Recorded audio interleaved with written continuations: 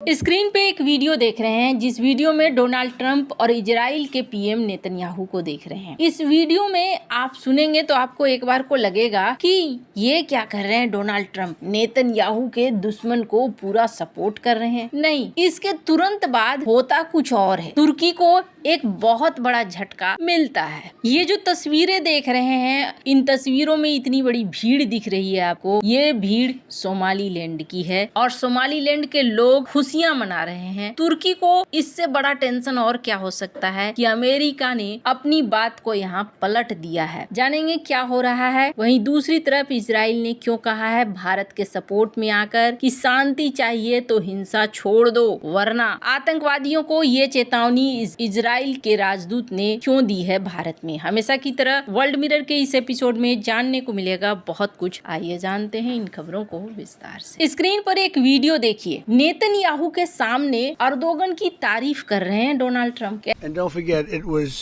President Erdogan that helped very much get rid of a very bad ruler of Syria. That was President Erdogan. And he never wanted the credit for it, but he really gets a lot of credit. Bibi agrees with it. I agree with it. I mean, I know it. And President Erdogan should get a lot of good credit for what he did. He got rid of some very bad people.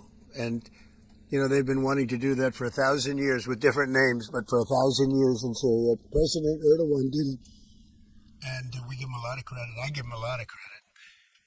But I think it's going to work out well between Syria and Israel. कह रहे हैं कि Erdogan बहुत अच्छा इंसान है और उसने सीरिया में वो करके दिखाया है जो हजारों साल से किसी ने ही नहीं किया है। वो ये भी कहते हैं कि हम F-35 बेचने के लिए सीरियस हैं और इस बात की गारंटी है कि तुर्की इजराइल पर हमला नहीं करेगा। अब एक बार को ये सारे वीडियो देखकर आपको लगेगा यहाँ तो अर्दोगन के सपोर्ट में बोल रहे हैं डोनाल्ड ट्रंप। डोनाल्ड ट्रंप ने जब से दूसरी बार सत्ता संभाली है, उन्होंने अपने आप को कुछ इस तरीके से प्रेजेंट करना शुरू किया है कि तुम ऐसे समझ लो कि मैं आज कुछ बोलूंगा, कल मैं कुछ और बोलूंगा और परसों मैं कुछ और कर सकता हूँ। इसलिए अभी जो ये बोल रहे थे, एक तरफ ये बातें कह रहे थे जिसको सुनकर लग रहा होगा कि तुर्की के सपोर्ट में है, वहीं दूसरी तरफ एक बड़ा खेल यूएन में हो गया और यूएन में जाकर अमेरिका एकदम से पलट गया। ये जो तस्वीर देख रहे हैं ना, जब से सोमालीलैंड को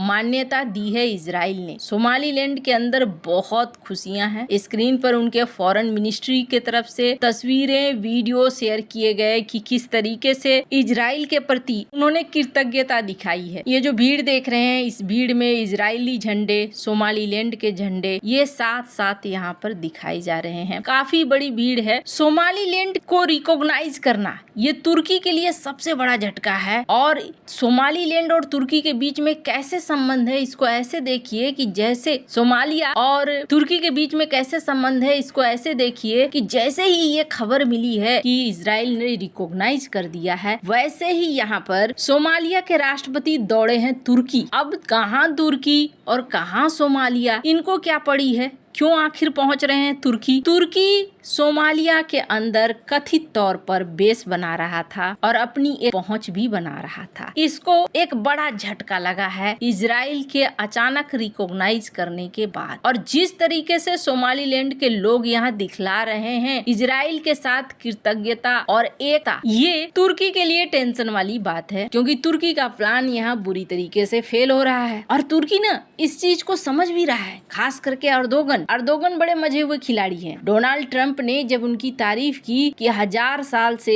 तुर्की के लोग ये करना चाह रहे थे लेकिन कर पा नहीं रहे थे, अर्दोगन ने कर दिखाया। ये बात बिल्कुल सही है। सीरिया में अल असद की सरकार को उखाड़ फेंकना और उखाड़ कर वहाँ अपने पसंद की सरकार को बिठाना तुर्की का एक बड़ा प्लान है और वो प्लान है सीरिया के जरिए इजराइल तक वापस पहुँचना और इजराइल के ऊपर अपना दबाव बना देना। इजराइल के भविष्य के लिए तुर्की सीरिया एक खतरा है और ये मैं नहीं कह रही हूँ। इस आर्टिकल में देखिए जिसमें कहा जा रहा है कि अर्दोगन के साथ तो लड़ाई इजराइल की पक्की है, होनी ही होनी है। ऐसा इसलिए क्योंकि इजराइल हर उस देश को अपना दुश्मन मानता है जो उसके अस्तित्व के लिए खतरा बन जाता है। और इजराइल के साथ ना एक प्लस पॉइंट है और वो प्लस पॉइंट क्या है, इजराइल दूर की सोचता है। इजराइल खतरे को बहुत ज्यादा पास नहीं आने देता है। जब खतरा बहुत कमजोर हो उसी समय उखाड़ कर फेंकने पर विश्वास करता है। अर्दोगन इस चीज को समझ रहे हैं कि इजराइल क्या कर रहा है और अर्दोगन ने चिल्लाना शुरू कर दिया। स्क्रीन पर एक आर्टिकल देखिए। कुवैती क्राउन प्रिंस को ये फोन करते हैं और बोलते हैं कि देखो, इजराइल इस इलाके को अस्थिर करना चाहता है, मिडिल ईस्ट में अशांति लाना चाहता है। इजराइल पहले हमास के पीछे पड़ा, हिजबुल्लाह के पीछे पड़ा और फिर इजराइल ईरान के पीछे पड़ रहा है। इस पूरे इलाके को अस्थिर करना चाहता है। अब अर्दोगन के लिए जो ट्रंप ने इतने अच्छी बातें कही थी, वो सारी बातें यूएन में जाकर हवा हो गई। अब मैं ऐसा क्यों कह रही हूँ? सोमालीलैंड को लेकर जब ये कहा गया था, ट्रंप से पूछा गया था, इजराइल ने तो मान्यता दे दी, आप क्या कहते हैं? तो उन्होंने कहा था कौन सोमालीलैंड, कोई जानता भी है कहाँ पर है, कैसा है? लेकिन यूएन में अमेरिका के प्रतिनिधि तो कुछ और कहते हैं। स्क्रीन पर इस वीडियो को सुनिए। Israel has the same right to conduct diplomatic relations as any other sovereign state. Earlier this year, several countries, including members of this council, made the unilateral decision to recognize a non-existent Palestinian state. And yet, no emergency meeting was called to express this council's outrage. This council's persistent double standards and misdirection of focus distract from its mission of maintaining international peace and security.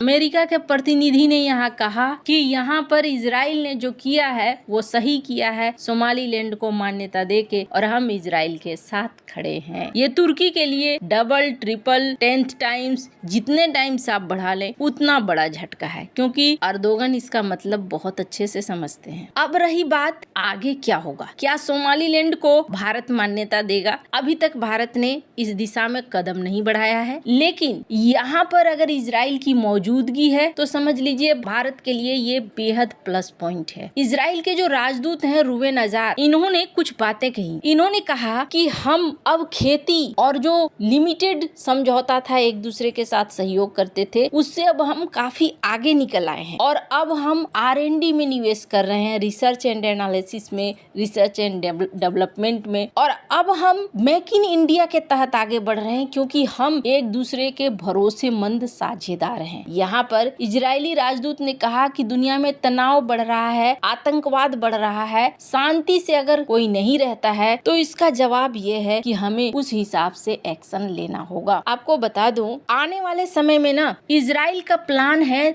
$200 billion infrastructure पर खर्च करना, और ये बहुत ज्यादा भारतीय कंपनियों को कॉन्ट्रैक्ट मिलने वाले हैं। जिस तरीके से इजराइल के अंदर भी भारत अपने पहुंच को बढ़ा रहा है, भविष्य को लेकर अगर देखें तो ये भारत के लिए बहुत अच्छा है कि भारत इजराइल के साथ मिलकर आगे बढ़े। वैसे डोनाल्ड ट्रंप ने तुर्की को समझा दिया कि जो वो कहते हैं वो जरूरी नहीं है कि वो करे ही करें। वैसे आपको क्या लगता है इन सब मामले में, आपकी क्या राय है? कमेंट कर जरूर बताएं। जल्द मिलते हैं अगले वीडियो में नई खबर के साथ।